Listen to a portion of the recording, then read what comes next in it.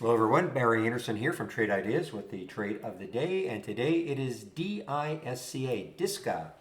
And this was actually an AI alert. I can show you where it was. It was at 2817. I can just bring this in here.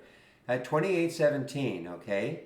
And it's interesting because I saw this one in the pre-market and I thought, okay, it's a big float. I think it's got 163 million shares in the float. So it's a big float. I didn't think it was going to have this sort of a move.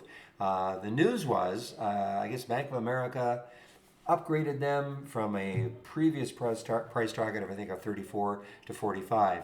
Well, obviously I was wrong. I mean, this just once this market opened, the AI found it at 28.17, and it just took off from there. I mean, this was almost straight up.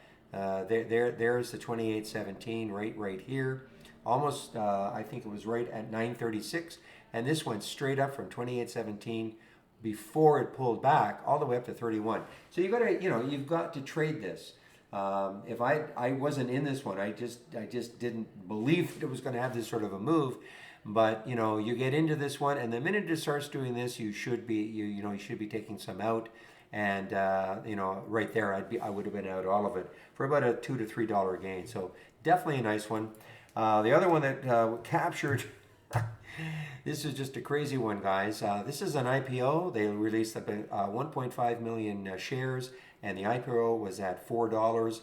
When this came on to our screens, I said, guys, this could be crazy with that amount of shares being released and the IPO price.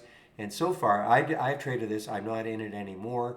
But you know what? If it gets up to this high later on in the day, I may take another shot at this. We've seen some of these really low-priced IPOs releasing very few shares, do absolutely crazy things the first 2 days before they come completely down to earth.